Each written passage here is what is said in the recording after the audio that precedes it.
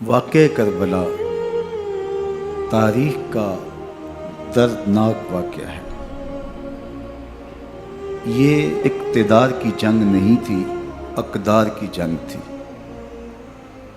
دو شخصیتوں کی لڑائی نہیں تھی، دو نظریات کا ٹکراؤ تھا۔ یہ حق اور باطل کا معرکہ تھا۔ یزید ظلم کا استعارہ ہے، حسین ابن علی امن کی علامت ہے۔ یزید جبر کا پتلا ہے، حسین صبر کا پیکر ہے۔ یزید اپنی بدطینت فطرت اور اپنی طبع ناہموار کے باعث دنیا پر ذلت و رسوائی،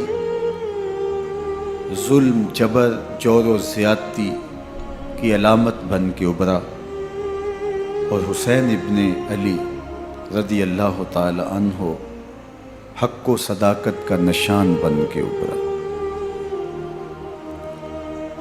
کربلا کے تپتے ہوئے ریگزار میں حسینی اور یزیدی دو کردار سامنے آتے ہیں۔ اقبال نے کہا تھا، موسیٰ و فرعون و شبیر و یزید، این دو قوت از حیات آید پدید۔ زندہ حق از قوت شبیری است، باطل آخر داغ حسرت میری است۔ سرخ رو عشق غیور از خون او، شوخی ای مصرع از مضمون او۔ تا قیامت قطع استبداد کر، موج خون او چمن ایجاد کر۔ یزید بہدل کی بیٹی محسون کا ناپاک بیٹا تھا، اور حسین محمد عربی کی بیٹی فاطمہ کا شہزادہ تھا۔ یزید دمشق کے اطراف میں سرجون اور جریر اختل جیسے اوباشوں کے جرمٹ میں پل کے جوان ہوا۔ حسین کے گھر کا دروازہ مسجد نبوی کے اندر کھلتا تھا۔ یزید نشے میں دھت ہو کر کے نمازیں چھوڑ دیتا تھا۔ حسین کی کربلا کے اندر بھی نماز تہجد قضا نہیں ہوئی۔ یزید ظلم کا دوسرا نام ہے، حسین امن کی علامت ہے۔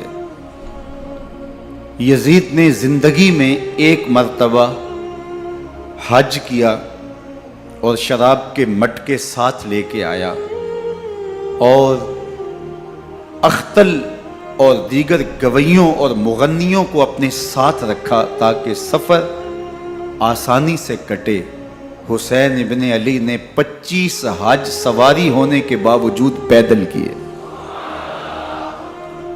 یزید حج بیت اللہ کے بعد مدینہ المنورہ آیا اور شراب کی ایک مجلس بپا کی۔ حضرت امام حسین رضی اللہ تعالی عنہ جب وہاں پہنچے تو شراب کی پھیلی ہوئی بدبو کو محسوس کرتے ہوئے فرمایا، یہ بو کیسی ہے؟ تو نشے میں دھت یزید بولا، یہ شام میں بنتی ہے، اور ایک جام منگوایا اور اس کو پیتے ہوئے دوسرا جام حضرت امام حسین رضی اللہ تعالی عنہ کی طرف بڑھاتے ہوئے کہا، ابا عبداللہ لیجئے۔ تو حضرت امام حسین رضی اللہ تعالی عنہ نے فرمایا، میں اس کی طرف دیکھتا بھی نہیں ہوں، اور پھر وہ عشقی اشعار پڑھنے لگا۔ جب یزید کی شراب نوشی کا منظر امام حسین رضی اللہ تعالی عنہ اپنی آنکھوں سے دیکھ چکے تھے تو مجھے بتاؤ، یزید کے ہاتھ پہ امام حسین کا پاک ہاتھ کیسے آتا؟ حضرت امام حسین رضی اللہ تعالی عنہ جس ماحول میں پلے تھے، جس ماحول میں پرورش پائی تھی، جس ماحول میں رہے تھے، وہ پاکیزہ اور تقدس مآب ماحول تھا۔ اور یزید کبھی اطراف دمشق میں، کبھی غوطہ میں، کبھی الخضرہ محل میں، اور کبھی کہاں داد عیش دیتا رہا اور لہو و لعب کے اندر مصروف رہا، اور اس کی زندگی ان چیزوں سے عبارت تھی۔ وہ محرمات کو حلال قرار دیتا، شراب نوشی اس کی ہڈیوں میں رچی ہوئی تھی، اور شریعت بیضا کا مذاق اڑایا کرتا۔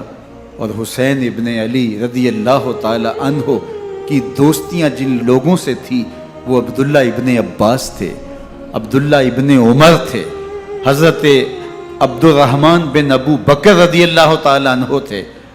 یزید تو جوا کھیلتا رہا، یزید تو قمار بازی کرتا رہا، یزید تو شراب نوشی کرتا رہا، اور حسین ابن علی مسجد نبوی کے منبر میں حضور کے پہلوؤں میں بیٹھتے رہے۔ زمانے نے وہ منظر دیکھا کہ سرخ رنگ کے جوڑے پہنے ہوئے حسنین کریمین حجرہ فاطمہ سے نکلتے ہیں، کم عمری کی وجہ سے کبھی گرتے ہیں کبھی سنبھلتے ہیں، اور آقا کریم خطبہ ارشاد کر رہے ہیں، خطبہ چھوڑ کے حضور نے شہزادوں کو اٹھا لیا۔ وہ منظر بھی زمانے نے دیکھا۔ حضرت عبداللہ بن شداد کہتے ہیں کہ حضور سجدے میں تھے اور سجدہ اتنا طویل ہو گیا، ہمیں لگا یا تو وحی کا نزول ہو رہا ہے یا پھر اللہ کا حکم آ گیا اور اللہ کے محبوب کی روح قبض کر لی گئی۔ لیکن میں نے جب نظریں اٹھا کے ننکیوں سے دیکھا تو کیا منظر تھا کہ حسین ابن علی حضور کی پشت پہ بیٹھے ہوئے اور میرے آقا سجدے کو طول دے رہے ہیں۔ اللہ اکبر! حسین کے لیے پیغمبر کے سجدوں کو طول دیا جا رہا ہے۔ حسین ابن علی کبھی منبر پہ حضور کی اطراف میں بیٹھتے ہیں، وہ منظر بھی دنیا نے دیکھا کہ حضور کے مبارک کندھوں پر حسین ابن علی بیٹھے ہیں اور حضور کی زلفوں کو پکڑا ہوا ہے۔ تو حضرت عمر رضی اللہ تعالیٰ عنہ دیکھ کے کہتے ہیں واہ واہ کیسی سواری میسر آئی حسین ابن علی کو۔ تو میرے آقا مسکرا کے کہتے ہیں عمر سواری دیکھتے ہو سوار بھی تو دیکھو۔ اللہ اکبر!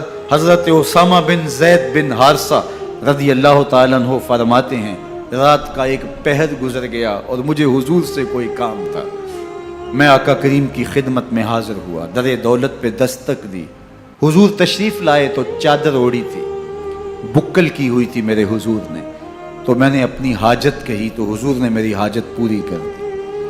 لیکن ایک منظر میں نے دیکھا کہ حضور نے جو چادر کی بکل فرمائی تھی اس کے اطراف میں پہلوؤں میں ابھار تھے جس طرح اندر کوئی ہو۔ مجھ سے نہ رہا گیا، میں نے پوچھ لیا، میں نے کہا بندہ نواز چادر کے اندر کیا ہے؟ فکاشفہ، تو حضور نے چادر کو کھول دیا۔ فائز الحسن والحسین علی ورکہ، تو کہتے ہیں میں نے اپنی آنکھوں سے دیکھا، ایک پہلو سے امام حسین لپٹے ہوئے تھے، ایک پہلو سے امام حسن لپٹے ہوئے تھے۔ فرمایا یہ میرے بیٹے ہیں، یہ میری بیٹی کے بیٹے ہیں، اے اللہ میں ان سے پیار کرتا ہوں، تو بھی ان سے پیار کر، جو ان سے پیار کرے اس سے بھی پیار کر۔ ان کی محبت کا درس دیا، ان کے پیار کا سبق پڑھایا، کہا ان سے پیار کرنے والا میرے سے پیار کرنے والا ہے، ان سے بغض رکھنے والا میرے سے بغض رکھنے والا ہے۔ ان کی تکلیف حضور کو بے چین کر دیتی تھی۔ حضرت سیدہ فاطمہ الزہرا رضی اللہ تعالی عنہ کے گھر کے قریب سے گزرے تو حضرت امام حسین کے رونے کی آواز آ رہی تھی، تو آقا کریم علیہ السلام نے فرمایا کہ فاطمہ حسین کو چپ کرواؤ، اللہ تعالیٰ انا بقاءہ یوزینی، تو جانتی نہیں حسین کا رونا مجھے دکھ دیتا ہے۔ حسین ابن علی کو حضور رونے نہیں دیتے تھے، ان کو دکھی نہیں ہونے دیتے تھے، کیونکہ رسول اللہ صلی اللہ علیہ وسلم جانتے تھے کہ یہ کتنے دکھ سہے گا، کتنی تکلیفوں سے گزرے گا اور کتنے مصائب سہے گا۔ زمانے نے وہ گھڑیاں بھی دیکھی کہ حضرت حذیفہ بن یمان رضی اللہ تعالیٰ عنہ فرماتے ہیں کہ میں حضور کی خدمت میں نماز مغرب کی ادائیگی کے لیے حاضر ہوا، اور میں نے یہ اجازت خاص طور پہ اپنی ماں سے اس شرط پہ لی تھی کہ امی آپ مجھے اجازت دیں، میں حضور کی خدمت میں حاضر ہوتا ہوں، مغرب کی نماز بھی ادا کروں گا اور پھر حضور سے عرض کروں گا حضور میرے لیے اور میری ماں کے لیے بخشش کی دعا کر دیجیے۔ ماں نے اس شرط پہ اجازت دے دی اور میں حضور کی خدمت میں آ گیا، نماز مغرب ادا کی، سلام پھرا تو میرے دل میں آرزو تھی میں حضور سے عرض کروں حضور میرے لیے اور میری ماں کے لیے مغفرت کی بخشش کی دعا کر دیں، لیکن حضور عبادات میں ذکر میں نوافل میں ایسے مشغول ہوئے کہ میں آرزو رکھنے کے باوجود بھی عرض نہ کر سکا۔ خیر نماز عشاء کا وقت ہوا، اذان پکاری گئی، حضور مصلی پہ آئے، نماز پڑھی، سلام پھرا، تو میرے دل میں پھر خیال آیا کہ ماں سے ایک نماز کی چھٹی لی تھی، نمازیں بھی 2 ہو گئیں، ماں نے جاتے پوچھنا ہے حضور سے میرے لیے اور اپنے لیے مغفرت کی، بخشش کی دعا کروائی تھی، تو کیا جواب دوں گا؟ اور حضور اٹھے اور کاشانہ اقدس کی طرف چل دیے۔ اب میرے دل میں یہ خیال رہ کے آ رہا تھا کہ ماں کو کیا جواب دوں گا؟ میں تو حضور سے بخشش و مغفرت کی دعا کروا ہی نہیں سکا۔ جب حضور چل پڑے تو غیر ارادی طور پہ میں بھی حضور کے پیچھے چل پڑا۔ چلنے میں تھوڑی سی رفتار تیز ہو گئی، جس سے قدموں کی آہٹ پیدا ہوئی۔ تو جب آواز پیدا ہوئی تو حضور نے رخ پھیرے بغیر فرمایا، من ھذا، میرے پیچھے پیچھے کون آ رہا ہے؟ پھر خود ہی کہا، حذیفہ تو نہیں؟ تو میرا دل دھڑک رہا تھا، قلت نعم، میں نے کہا جی حضور میں حذیفہ ہوں۔ فرمایا، ما حاجتک، غفر اللہ لک ولامک، کیا کام ہے؟ اللہ تجھے بھی بخش دے، تیری ماں کو بھی بخش دے۔ اب جو کام تھا وہ جنبش لب سے پہلے ہی ہو گیا، یہاں تو لفظوں کا سہارا بھی نہیں لینا پڑتا، وہ بند لبوں کی بولیاں بھی سنتے ہیں۔ اقبال بولا ہے، فروغت صبح آثار و دہور، چشم تو بی نندائے ما فی الصدور، تیری نظر تو سینوں کے چھپے راز بھی دیکھتی۔ تو کہا، ما حاجتوں کا غفر اللہ لک ولامک، اللہ تجھے بخش دے، تیری ماں کی بھی مغفرت کر دے، کیا کام ہے؟ اب جو کام تھا وہ تو ہو گیا۔ تو میرے حضور نے ارشاد فرمایا، حذیفہ سنو، ابھی ایک فرشتہ آیا ہے جو اس سے قبل دھرتی پر پہلے کبھی نہیں آیا، آج پہلی مرتبہ اللہ سے اجازت لے کے 2 کام کرنے آیا ہے۔ ایک تو مجھے سلام کرنے آیا ہے، اور دوسرا خوشخبری دینے آیا ہے کہ آپ کی بیٹی فاطمہ جنتی عورتوں کی سردار ہے، اور حسن اور حسین جنتی جوانوں کے سردار۔ ایک طرف یزید ناپاک میسون کا پلیت بیٹا، اور ایک طرف محمد عربی کا نواسا، فاطمہ کے دودھ کا اثر، علی المرتضیٰ کے خون کی تاثیر، رسول اللہ صلی اللہ علیہ وسلم کے کندھوں پہ بیٹھنے والا۔ ایک دن حضور نے امام حسین رضی اللہ تعالیٰ عنہ کے ہاتھ پکڑ لیے اور ان کے پاؤں اپنے پاؤں پہ رکھے، اور پھر فرمایا، بیٹے آگے بڑھو، اور ان کے پاؤں حضور کی پنڈلیوں پہ آئے۔ پھر کہا، بیٹے اور آگے بڑھو، حتیٰ کہ ان کے پاؤں حضور کی رانوں پہ آئے۔ پھر فرمایا، بیٹا اور آگے بڑھو، تو ان کے پاؤں حضور کے مبارک بطن اقدس پہ آئے۔